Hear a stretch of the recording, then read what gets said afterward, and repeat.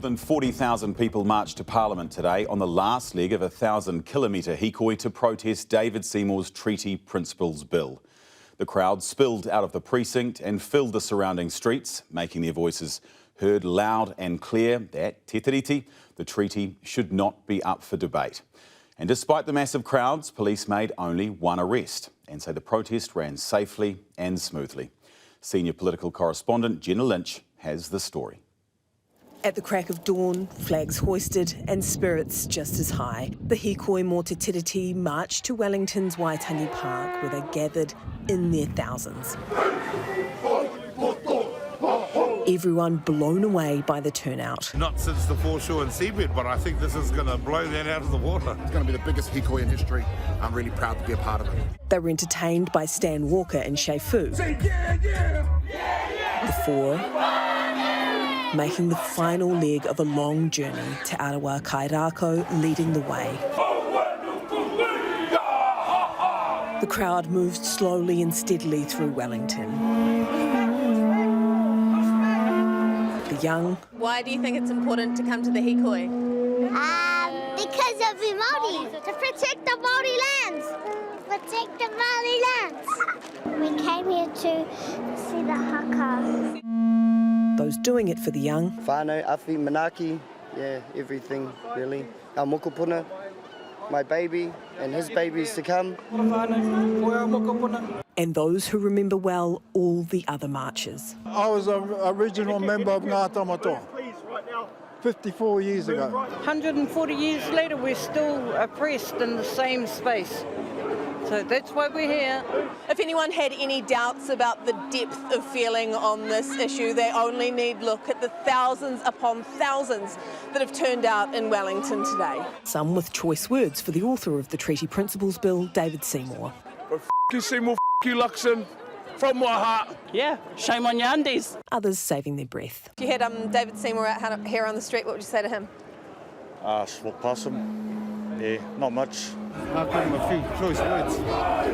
I'm not that type of person. Ultimately, they all had the same message. Kill the bill! Protect the Tiriti! That they do not support the Treaty Principles Bill and that they stand together. The message of kotahitanga or togetherness shared by the late Kingi Tuheitia was keenly felt among the crowds. His daughter and successor, Ngā Waihono i te Pō, welcomed into the Hkoi alongside the young wahine of the moment for Māoridom, Hana Rāwhiti Maipi Clark. It took 2 hours for the Hkoi to walk the 2.7-kilometre distance from the waterfront to Parliament. A show of force telling politicians to honour the Crown's agreement with Māori. This march was never about the bill. I ripped that in half and chucked it away. This march was about us. Walking, marching, side by side, generation by generation. Politicians took turns to address those gathered. David Seymour, where is the privilege in being the most incarcerated race in our own whenua?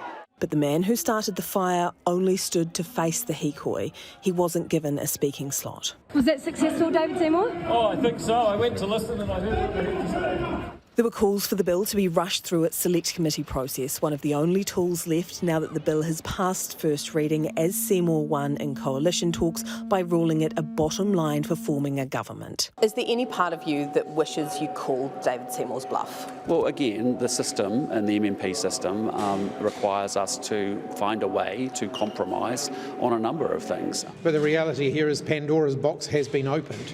Christopher Luxon, David Seymour, Winston Peters, they all signed up to open this debate.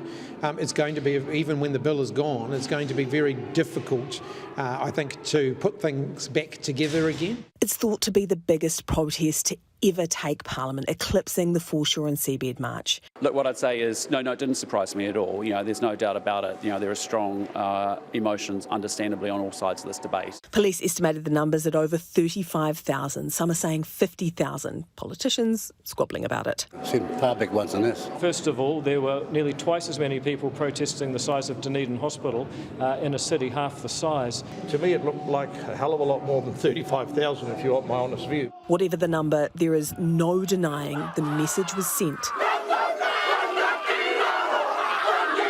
Loud and clear. Alrighty, Jenna, where to next, both for the Hkoi and for the bill?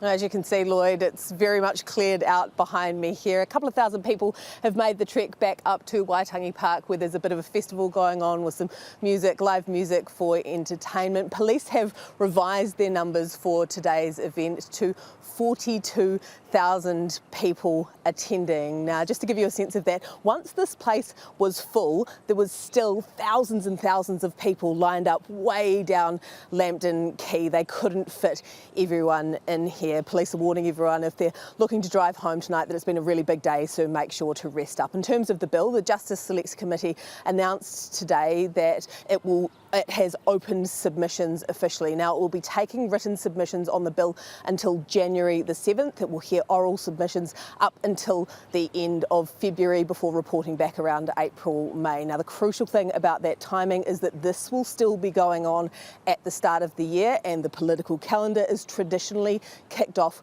with a number of Māori events. That is a problem for Christopher Luxon not to have it voted down by then, not to have it neutered by then, because you can probably expect that Hkoi will reconvene, or at least some of it, for those events like Ratana and Waitangi. And while Christopher Luxon didn't come out to the forecourt to address it today, he will not have the Parliament to hide in when it comes to Waitangi. Thank you, Jenna. That's Jenna Lynch at Parliament. Go and put your feet up. It's been a big day and you've got a big 6 months ahead. Now, there are plenty of people on the Hkoi today who feel very passionately about the Treaty Principles Bill and what it means for Māori. But if you've been watching proceedings today or yesterday over the past week and you've found yourself scratching your head, you are not alone. Last week we asked viewers whether they understood the bill, and 53% of respondents said they didn't. So we thought we'd have a go at explaining it. So where did the Treaty Principles Bill come from? The ACT Party demanded the Treaty Principles Bill as part of their coalition deal with National and New Zealand First. But those parties only agreed to support it for the first reading in Parliament, not beyond that. So it won't go ahead, but it has sparked a major national debate. So what are the issues with the actual Treaty of Waitangi? Well, there are two versions of it. One is in English and the other is in Te Reo Māori. But they say different things because the translation wasn't accurate. The English version says Māori cede the sovereignty of New Zealand to Britain, but the Māori version uses the word kawangatanga, which means governance, not sovereignty. Māori thought they'd still have control over their own affairs. The English version says Māori have undisturbed possession of properties, whereas the Te Reo version says tino rangatiratanga of taonga, which means the chieftainship and full authority over all treasured things, which aren't always tangible. So what are the treaty principles? Well, they weren't mentioned in law until 1975. That's when the Waitangi Tribunal was established, and its job was to hear claims against the Crown when it had allegedly been inconsistent with the principles of the treaty. So since then, principles have been defined by judges and academics, politicians, bureaucrats and lawyers. And they're still a living, morphing, dynamic set of principles. So what would Seymour's bill actually do? Well, it wouldn't change the actual treaty, but it does aim to nail down exactly what the principles of the treaty are, in law, once and for all. And he wants to boil it down to 3 principles, which some say is a controversial concept in itself. And what are those proposed principles? Well, here's the simplified version.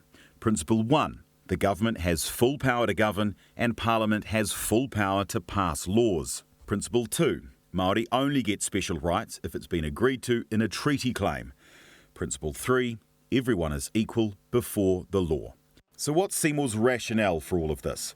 Well, simply, it's equal rights. He says the current system pits Māori against non-Māori, allowing co-governance and racial quotas at places like universities. He says it divides New Zealand based on race and ancestry. As for the opponent's rationale, well, they say redefining the principles is actually rewriting the treaty itself.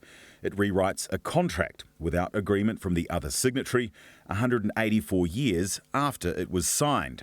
The Waitangi Tribunal says it actually breaches the current treaty principles, and others say it's overly simplistic. So the question is, will it pass? Well, no, it won't. National and New Zealand First helped get it across the first hurdle because they had to under that coalition agreement. It'll spend 6 months at a select committee. The second vote will see it fail. unless something seismic happens.